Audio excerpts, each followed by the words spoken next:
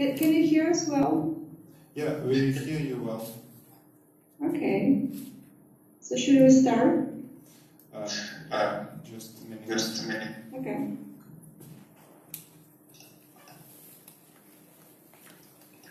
Okay, I'll just switch off my mic so it won't make extra noise. Let me introduce you the most devoted to data privacy participants of our conference. Most of them are at home or watching online. We have an online streaming to Facebook. Some of users watch you from there.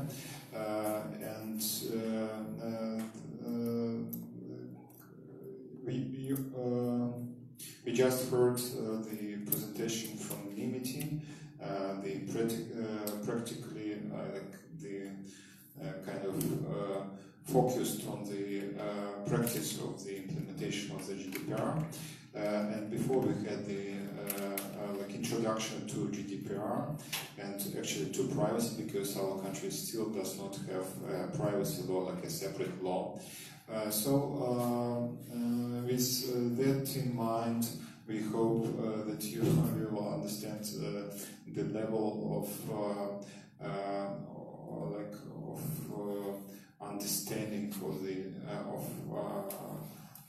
of our audience. Please go ahead. I'll be over here, but I'll turn off the mic, and it'll take a couple of seconds to me to respond if you have any questions. Okay, and our presentation is our slides are on, right? Yeah, everybody sees you. Okay, cool. Yeah. Okay, so hi all participants. We are right now in the Palo Alto office of international law firm Baker McKenzie with Dr. Lothar Tettelmann.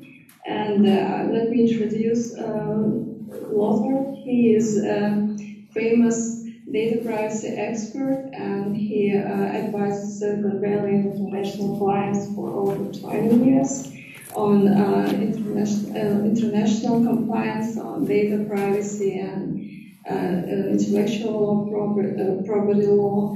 And he also teaches at the UC Berkeley and Stanford Law School and UC Hastings and German universities as well. And Lothar is the author of his famous Tettelmann's Guide to Data Privacy Law. And this is the reason why we are here right now, because this great privacy law resource has been translated into Russian and published this month in Moscow. And Lothar, do you want to say a couple of words to our Belarusian audience? I'll say привет. That's good. I learned that. My wife is actually Russian. She grew up in Almaty, but she also lives in the United States now. And we had this great trip in Moscow. And to introduce the book, I'll hold it up here. It looks beautiful. I don't speak Russian more than привет, glasnost, and perestroika. That's what I remember growing up in Germany. But Vola helped translate the book, and she attended one of my classes, and we had this idea to bring this to a broader audience, and so we're very excited about it. In Moscow, I presented at the Moscow State University and at MIMO, and there was a lot of interest there. Russia has had a data protection law, European style, since 2006, so the audience was more familiar with it. The students, professors, there were a lot of practitioners asked very interesting questions on what this all means for Russia. And I find it interesting that the whole world is looking to this European law right now, because before that, I was a week in India for business development. We did a Doing Business Globally conference with Indian companies in Mumbai and in Bangalore, and they all asked about the GDPR. That was a hot topic. Before that, I was in Tokyo. I was also in Berlin, where I teach an annual class on it, and the whole world is looking at this GDPR animal, and I'm excited that Belarus is too. Yeah. And so we could say a few words on the practical perspective, what it means to companies. But before you can get to that, since you mentioned that Belarus doesn't have a data protection or privacy law yet, maybe I say a few words why there is even such a data protection law in Europe. The first data protection law ever in the world was enacted in my home state, Hessen, which is at the center of Germany, around Frankfurt. And it was passed in 1970 and conceived in 1969. And it's as old as I am. And it was created because at the time, the German government was considering to use software to build profiles on terrorists. At the time, the Red Army faction was plaguing West Germany, and we found out later that it was supported by East Germany. And the government had a tough time to find the terrorists because they didn't have any criminal record. They were the son of a teacher and the daughter of a pastor. And so the police thought they need to find out who's talking to whom to find out who's conspiring here. And the people in Germany had very bad experience with government controlling everything. Holocaust, East German spying, the Stasi. And so the people of Hessen thought it was time to do something about this danger. They considered the processing of personal data inherently dangerous, like nuclear energy, like gene technology, other things that could threaten society. And they decided to use a very unique approach to deal with it by prohibiting it completely. I say unique because until then, everything was allowed if it wasn't prohibited, and the processing of personal data wasn't even on the mind of most countries because there wasn't much software, very few computers, and so it was a pioneer type of decision, and it was one way to deal with it.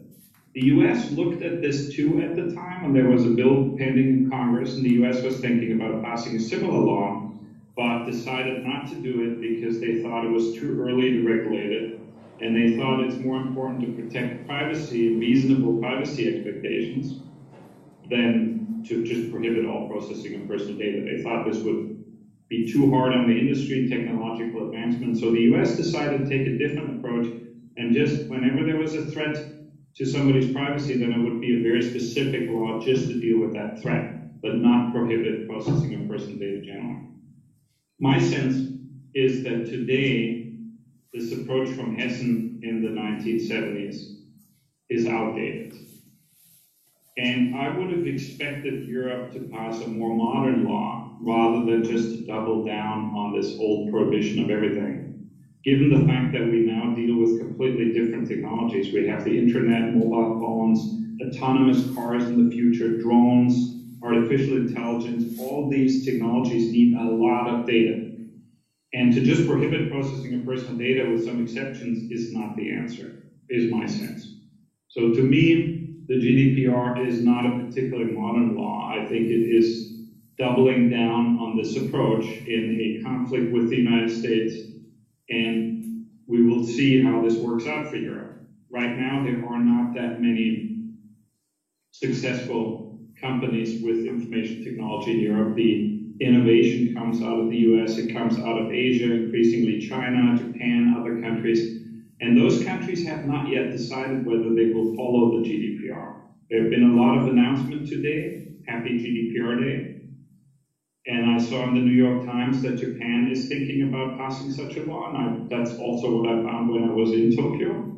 But I don't know that they've decided to do this because it will put also a big restraint on their companies and their ability to develop these new technologies. So we'll see where this goes.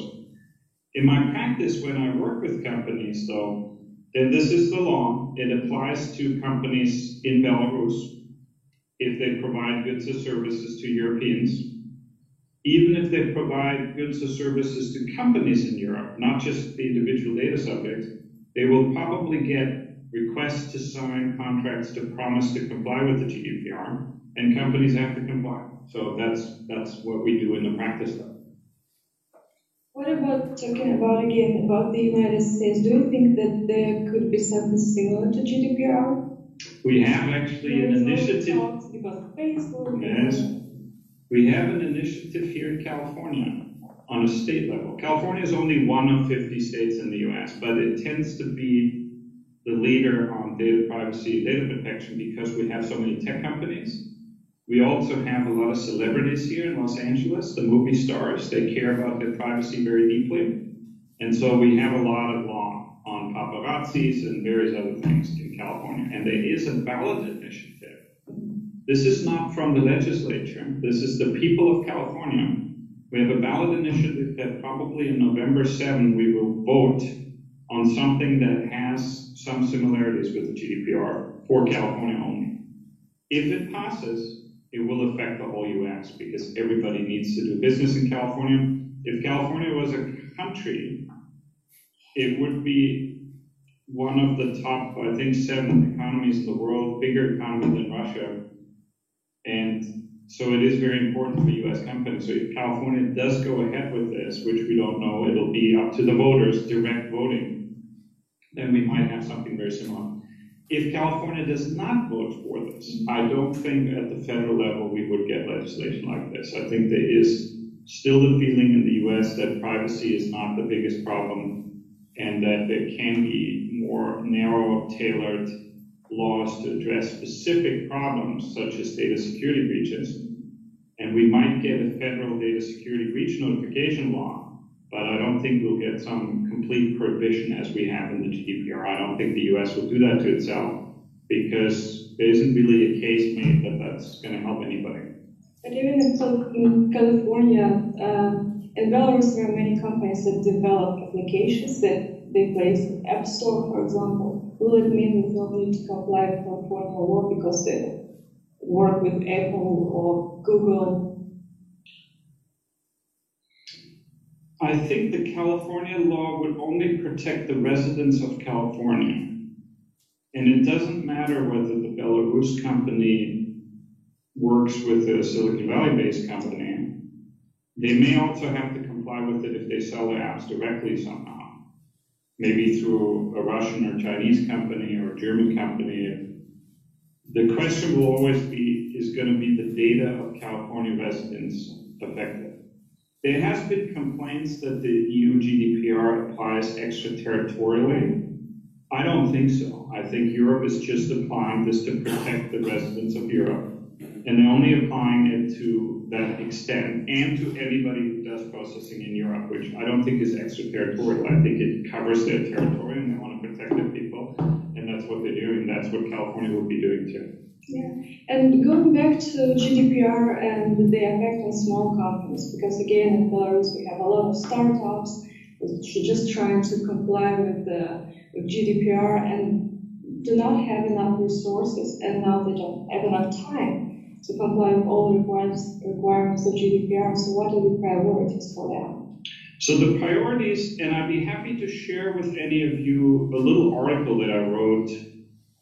It's about 3 pages long, and it has a top 10 list, and I'll just mention this real quick here, but that's what I've been working through. I'm working for startup companies out here that have the same problem, and I'm working for the very largest companies that have been dealing with GDPR compliance preparation for 2 years now. This law has been enacted already 2 years ago. It just takes effect now. So we knew that this was coming, and the big companies have been working on it, and it's been a lot of work. So any startup company who's trying to do this today has a lot to catch up. The top 10, I would say, it starts with deciding who's in charge of the company. If you're a one-woman company and you don't have any employees and this is your startup, then you're in charge. If you have a bigger company, you have to appoint somebody who's going to be in charge. It could be somebody in the legal department if you have a lawyer internally. Many startups do not. It can be somebody who is a developer, an engineer, and could be any project manager. And in my book, in the first chapter, I talk about the pros and cons, how to appoint people, how to train them, and so on a budget. Good news is the EU makes a lot of information available online, and you can read on how the data protection officer is supposed to operate and so on. But that's number one, you put somebody in charge. Number two, you have to upgrade your security. This is not just for the GDPR, this is just in generally required, but it is also one of the biggest to-dos for any company because there is no privacy without security. Now, as a former CIS member state, you know there can be security without any privacy. But they can't be privacy without security. So you have to upgrade your security measures to protect from unauthorized access, and you have to document this for the GDPR. So that'd be my number 2 task, to document your technical and organizational data security measures. You can look into Article 32 and 24 of the GDPR, and you can see what your headers in your documentation for your technical and organization measures should be, and then write down what you do. Probably have a lawyer look it over, but at the end of the day, you're just describing what you do. And you have to be comfortable with what you're doing, and your customers have to be comfortable with what you're doing. There is not a legal answer whether to have to encrypt or not. There has to be a technical assessment on your part whether that is necessary or not, and who should have access and so on. But that's my number 2. Number 3, you have to cover your extended enterprise, not just your company, but also the people who support you. That is, your data processors is to speak in the GDPR. There's an Article 28 that says you have to have a written agreement, and it has to have certain clauses in there that are set forth in Article 28.3 of the GDPR. And those clauses, I would cut and paste from the legislation. Don't try to paraphrase them. Companies who do that is making things more difficult for everyone. Just take it from the legislation, put it in your document, say to your vendors, here's what you have to do, and pass this through. And have a good list of vendors that support you. I'm thinking of cloud storage, I'm thinking of IT support, individual developers who work with you. Everybody has to commit to these things. They fit on one page, but there's some cross-references that make it a little more complicated. But that'd be my number 3. Make sure you've got those vendor contracts right. Once you have all the vendors signed up, then number 4 is to offer this to your customers if you're working for other companies. If you do development work for US companies, then you put the customer agreement in place, and many of the customers will actually come to you and ask you to sign their paper. And when you look at their paper, if you have one very big customer, maybe you take their paper and put that on your vendors and say, hey, if the company made me sign this, now I have to pass this through to you. Number 5, I think we're at. We want to document what kind of personal data you have of the Europeans. That's in Article 30 of the GDPR. You have to create records of processing activities. Don't get completely crazy on data mapping, because what the authorities expect to see and what your customers expect to see is more high level. What do you generally do? How long do you keep data? For what purposes you have it? And I think a normal company may have to create maybe 3 different records. One of their human resources information, their own employees and so on, if they have any in Europe, if you don't have any within the European Economic Area, I should say. Does Belarus is part of Europe? No. So I'm just always sensitive to this. Moscow, they're a part of Europe. I mean, geographical. But I think you are, yeah. Geographical. So when I say Europe, I mean the European Economic Area. This is the EU member states, 28 plus the 3, and not everybody's in. Switzerland is not in. They're right at the heart of it, and you guys are not in. So if you have employees within the European Economic Area, then you have to prepare this too. And then you do one for your customer relationship data. If you deal with European companies, you receive contact information from them to build them, to give them proposals and so on. And then maybe one, what is in your products. Number 5. Number 6, I would do a more broadly defined range of documenting every single requirement that is in the GDPR to be sure that you meet this requirement that you document compliance. And I put compliance dossiers together for companies where they write a little essay under every one of those principles. What do they do to comply with that? That also helps you for your internal compliance program, make sure that everybody's doing the right thing is necessary in an organization. So it's like data minimization, for example, like documented. That's right. What do you do to get rid of data? What is your retention and so on? So within that are a few other tops, and I don't want to take up too much time on this list because I'd be happy to share it in writing. We can send it to anybody who signs in today. We can send an email with this article in English. It has some other points in there, but those would be kind of the key things that companies should be working on. Sure, Yes, I'll spread this article with the participants if you send me the link. Yeah. And moving on to the field guide, let's show how it looks like. So this is the English version of the Vermont Field Guide to Data Privacy Law, and the Russian version look exactly the same and looks beautiful.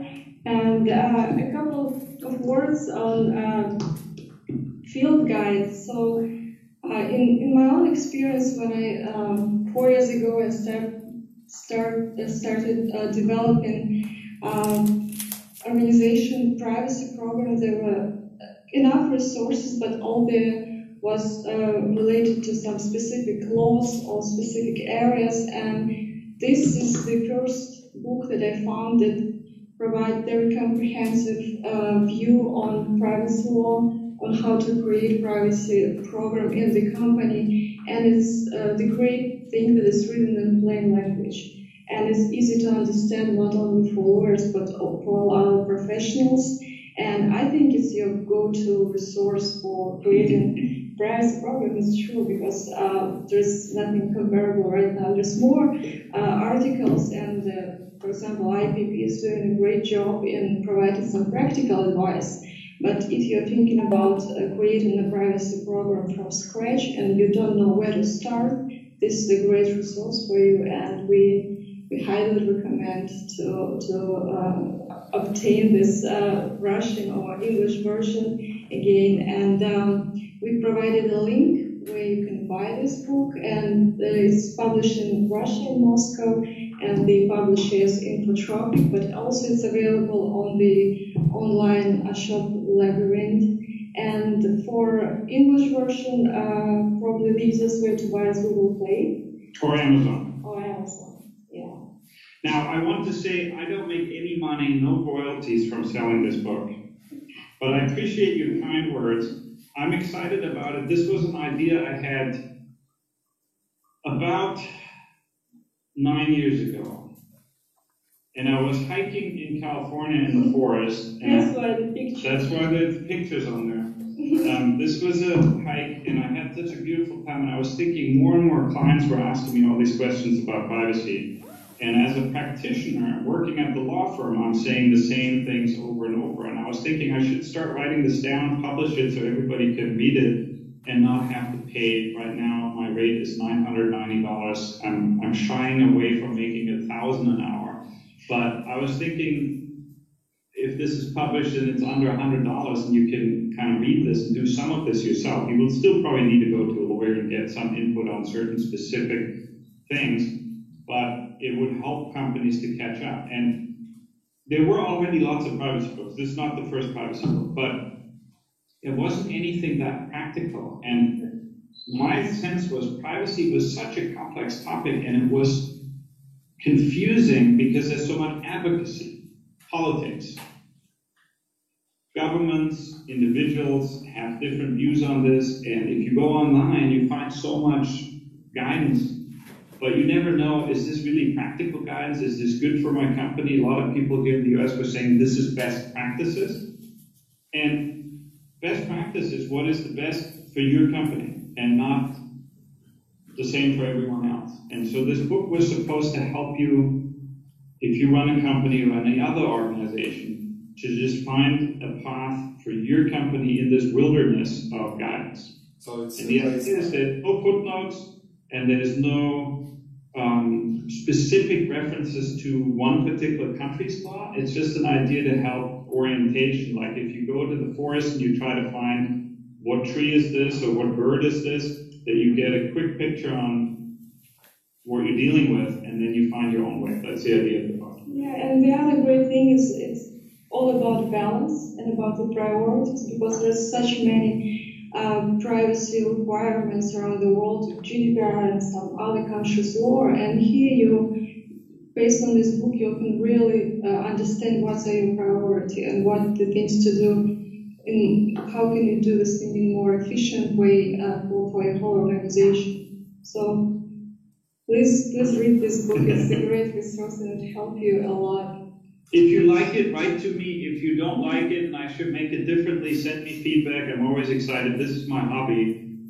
Again, I get no money from selling the book, but I'm excited if people can use it and find it helpful. This is already the 3rd edition in English, so I've gotten feedback and I've improved it, I hope. And the Russian and the English 3rd edition are exactly the same, thanks to Volha and my student and good friend, Andrei Gavilenko, who've been really putting a lot of work into this. It's so difficult to write it in a different language, and so I hope it's helpful to you, and any feedback you have, email me. You can find my contact information easily on my law firm's website. Just put my name into Google and you'll find me, and I'd love to hear from you all. Okay. Happy GDPR Day. Thank you. Do you have a couple of minutes for answering questions? Yes. I have a question concerning your book. I still have not yet bought it, but I'm going to. And what will I find there? Is it a kind of set of the tips, or not a number of tips, or it's a systematic approach where logic presence and where some kind of structure and etc. What do I find? Or it's more like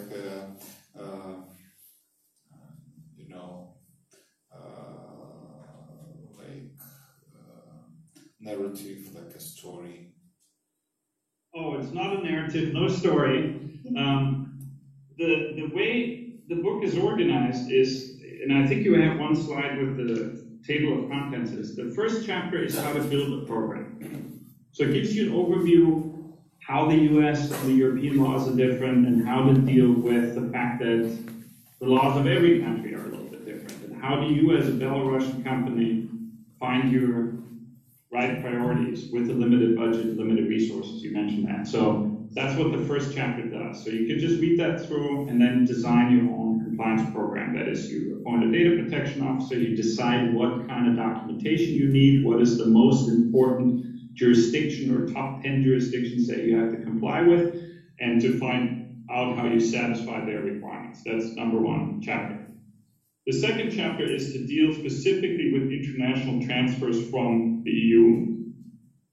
I think as the rest of the world is catching up, there will be more specificity in future editions, but right now it's very focused on the European regime because they have this idea that free flow of information within the European economic area and nothing can leave the EU. And so how to deal with that and what you could put in place, there's different ways, pros and cons, a lot of misunderstandings. So that's the second chapter. If your company only deals with Belarusian data, don't read that and skip right through the third one. But if you do get data from Europe, then you want to see this and understand this, because either you have to comply with this or your customers do, and you want to understand what they're looking for. The third chapter is on preparing the documentation. Privacy notices, protocols, agreements, consent forms, and other things. How to go about putting these together. A lot of companies just cut and paste something that a competitor does. And that is not a bad idea to look what are other companies doing, but you don't want to adopt any of the mistakes they're making, and that's what this third chapter is about. And it gives practical tips and it gives an overview. And I think if you follow that, you probably comply with 80% of the legal requirements, even if you never read what exactly the laws say, because it gives you a lot of guidance on that. The fourth chapter is really thin, it's only a few pages, and that deals with what do you do in ongoing maintenance. You created your program, you dealt with international transfers, you have your documentation, what do you do every year now? Or what do you do if you buy another company, or if you started a company that already has a program? How do you deal with that? That's the fourth chapter. It's not that thick because it refers back to the other chapters. And then the fifth chapter is a set of topics from A to Z. In Russian, I think it's not A to Z, it's different letters. Adaya. And it's a random presentation of topics that I think are very important. I don't think you have to read that through. You can just look for individual points and then see which ones are relevant to you. So you read through the A to Z, it just organizes it that way. It's not by, other books go by different ways to introduce topics, but this is not something you have to read through. This is more, you see this as an issue, cloud computing, what do I do about it? And then you look and there's a little segment on it, what to think about for that particular topic. So that's what this A to Z chapter is. And you don't have to read this through like a field guide that you take on a trip. You can also just look for particular terms in there. Just looking, there's actually not much of an index in the Russian version. In the English one, there is a whole index in here, and you could just look at particular words and key terms, and then you find where in the book that is. But I think you can find also those things in the Russian version relatively easily, and just go, when you have a particular question, you get a quick read on this, and then you can read up on it online after you understand the general direction of what this is. That's how the book is organized. Thank you for your answer. Now I'm giving the floor to the participants. Maybe some of them have a question. Hey guys, if you have a question, I have a mic for you. Yeah, one question? Yeah, it's yes. We were told that the purpose of GDPR is to protect our personal data, to stop spam, stop trading with our personal data. But we know that the things are often different from what they show us on TV. What do you think about it? Are there the only reasons for creating GDPR, which I mentioned, or maybe there are some other deep reasons which lay underground, which are not officially discussed? I think one other purpose that the GDPR has is, as a trade measure, protect European companies from competition in the US, in Asia, and in other places by putting up a relatively strict penalty regime, which we expect will be used particularly against foreign companies. I don't think that's the main purpose of the law, but I think that will be one consequence of it.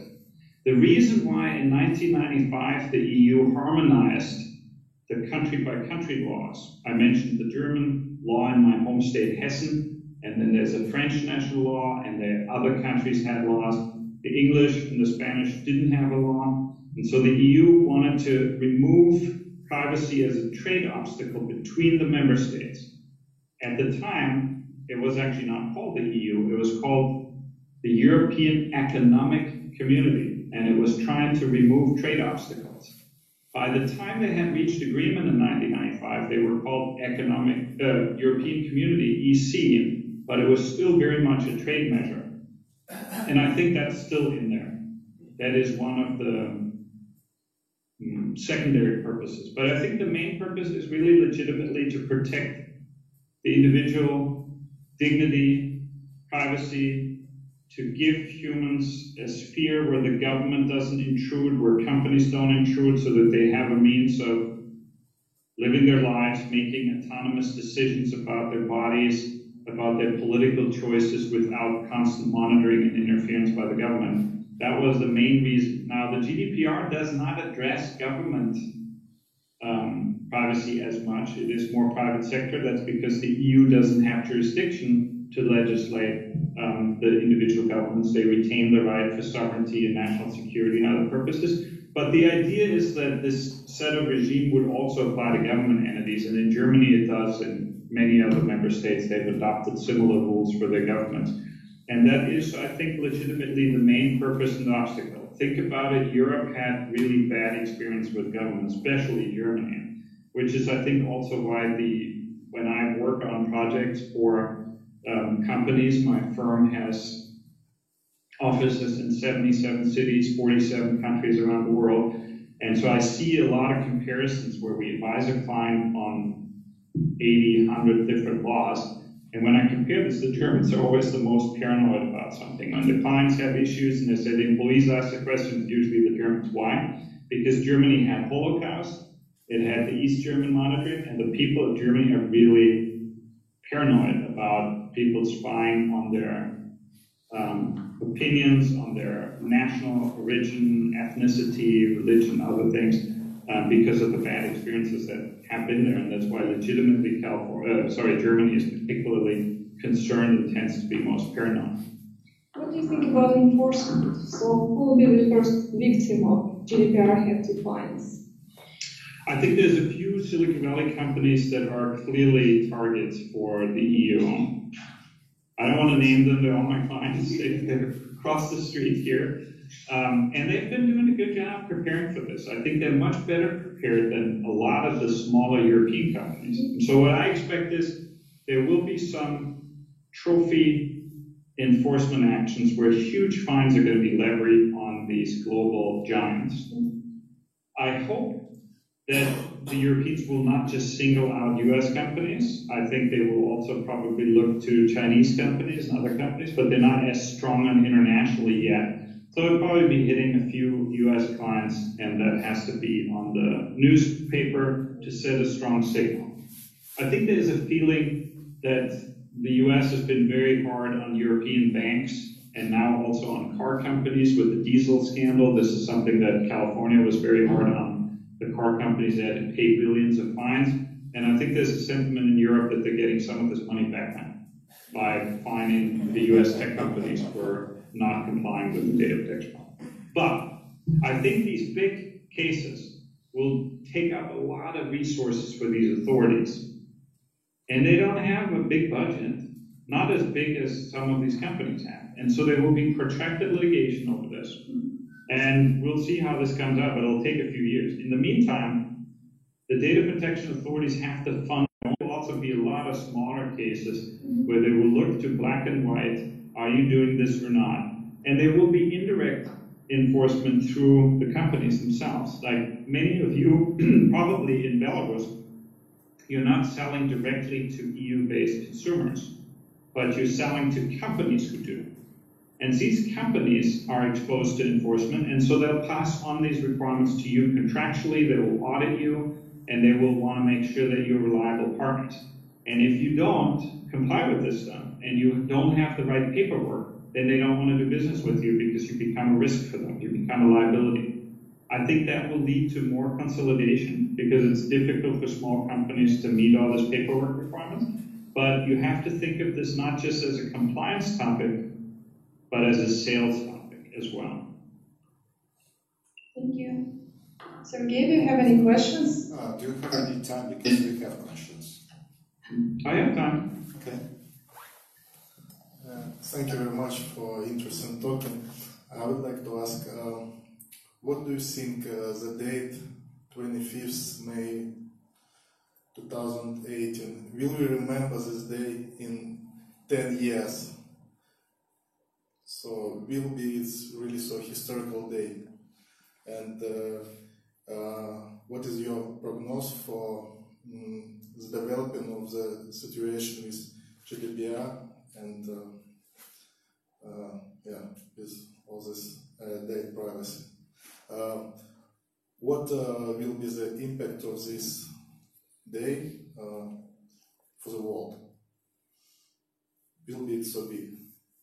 I don't think the GDPR is really that new of a law or modern of a law, and I think we'll forget May 25, 2018. Vola and I will remember it because we had this great opportunity to talk to you all in Belarus, and I hope it'll be the day that I remember that I'll start having discussions with you all, and maybe you'll invite me. I love the trip to Moscow, so maybe I get to come to your country at some point, to Minsk. I've heard much about it. I never had an opportunity or reason to go, so maybe I can come and visit you. And I remember May 25 is when I met new friends who invite me. Other than that, I think there will be a lot of policies sent out today, and nobody will read them until there's an issue we want to enforce and so on. These are not really going to be read by the data subjects. They'll be read by the regulators, by the lawyers, by the companies and so on. But there'll be a lot of new paperwork.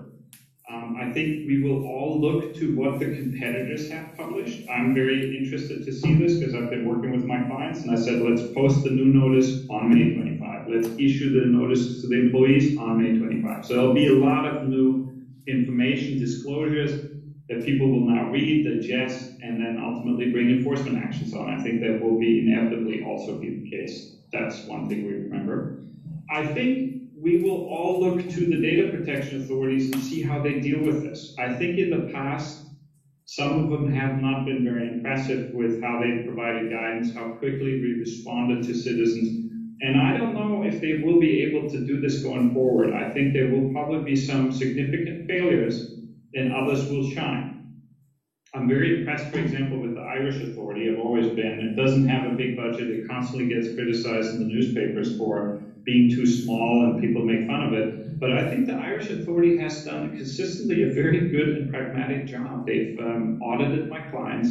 They've posted 300-page reports online, a lot of transparency. And the head of the Irish Authority, Helen Dixon, she's been out here in Silicon Valley. She scheduled meetings with companies. She told what she's looking for.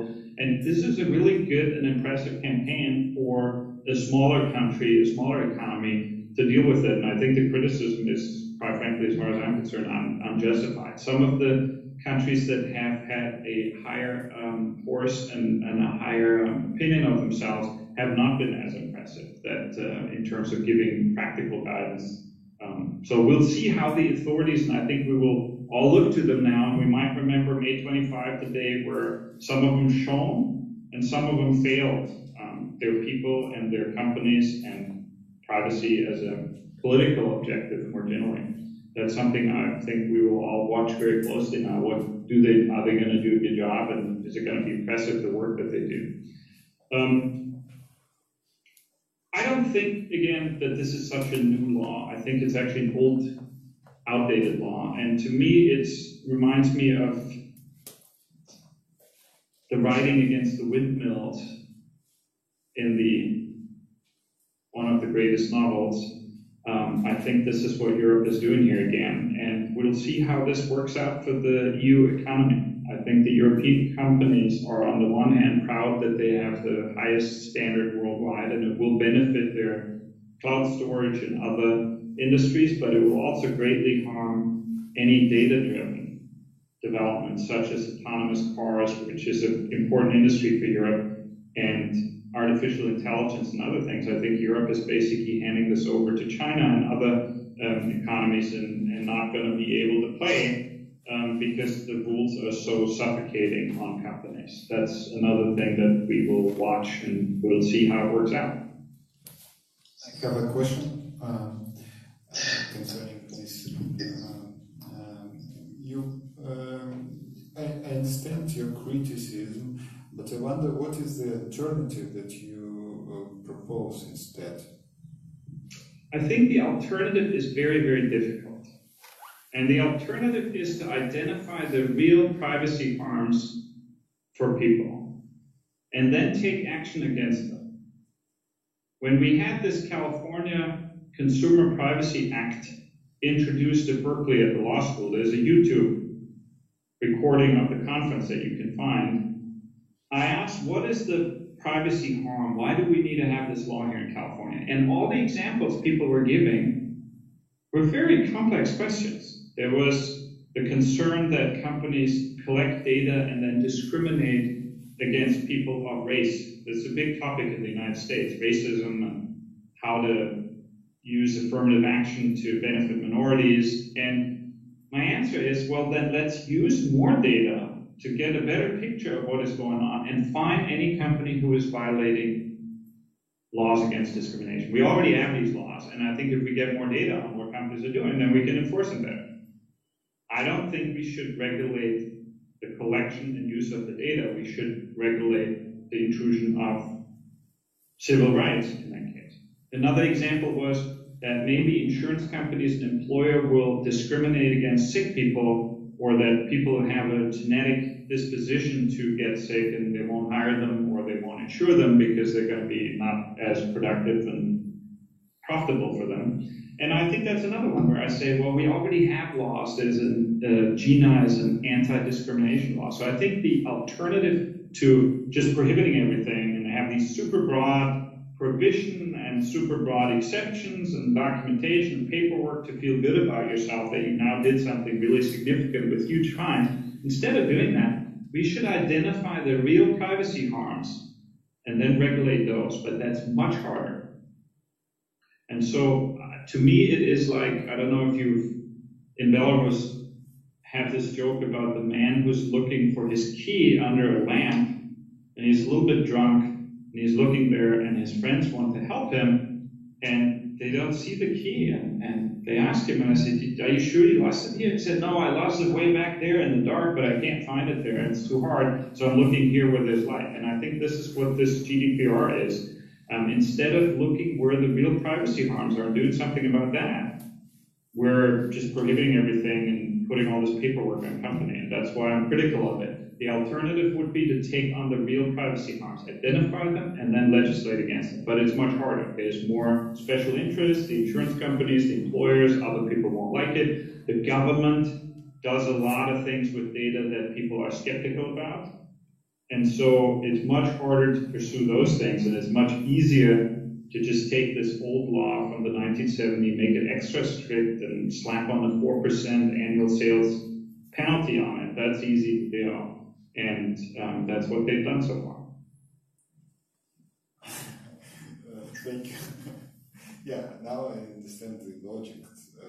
So you propose to kind of make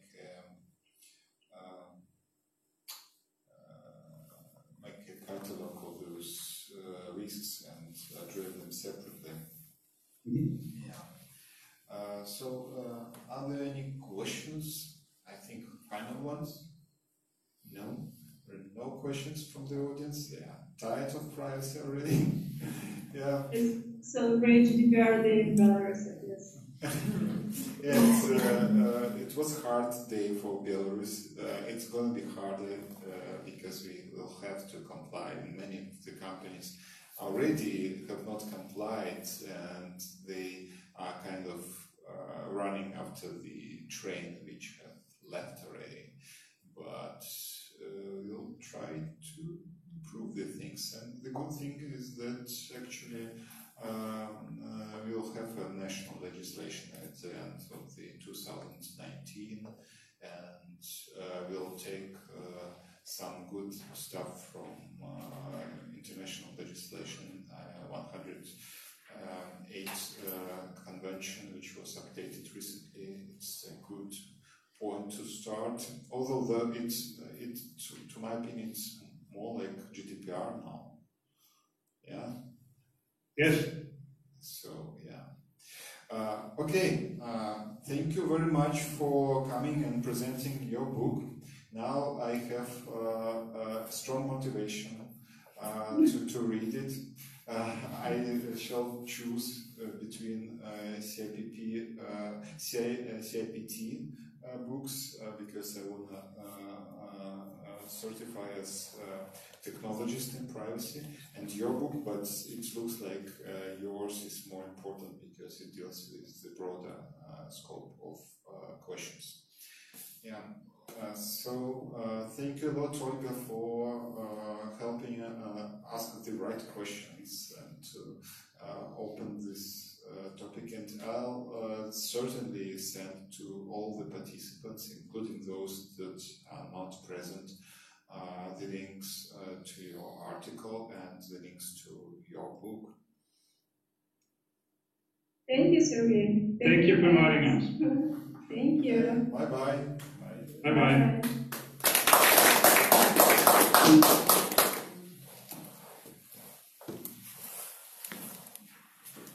День GDPR подошел к концу.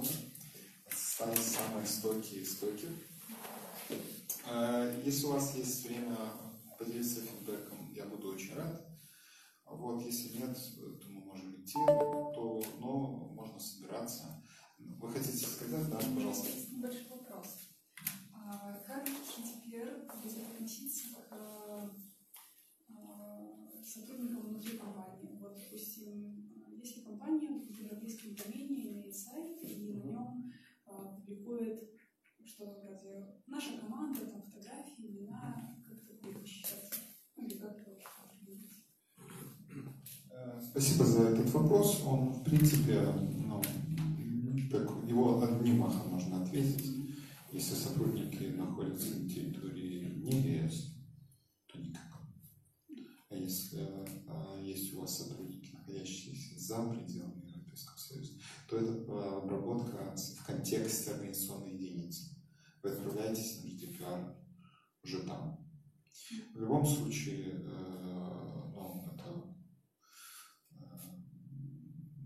помните, что еще белорусский закон придет. Да, и выполнив базовые требования GDPR, вы автоматически подготовитесь к белорусскому закону, если наши законодатели не изобретят чего-то нового. Но они не настроены изобретать чего-то нового, поэтому, вероятнее всего, это будет реальность для белорусских компаний. И тот сектор, который больше всего работает с Европой, будет больше всего подготовлен к белорусскому национальному закону, поскольку мы фактически к нему уже готовимся заранее. Фидбэк? Я хотел бы дать небольшой фидбэк. Большое спасибо. Очень понравился формат, в том плане, что очень разнообразная информация, потому что все, что в Минске до этого проходило, то есть вот как с Qualio, с Microsoft, и еще они давали какой-то продукт и такие вот общие ответы и вопросы. Таких вот спикеров, как Деттерман, то есть никто даже об этом не думал. Спасибо за такую вот теоретическую, непрактическую часть, которая позволяет не только развиваться в рамках каких-то там законов, но и в принципе по-новому осмысливать наши права, персональные данные. Спасибо, Сергей. Мои аплодисменты вам, стольким участникам и людям, которые будут двигать эту сферу вперед. Давайте быть вместе, давайте дружить и двигаться в одном направлении. Спасибо большое.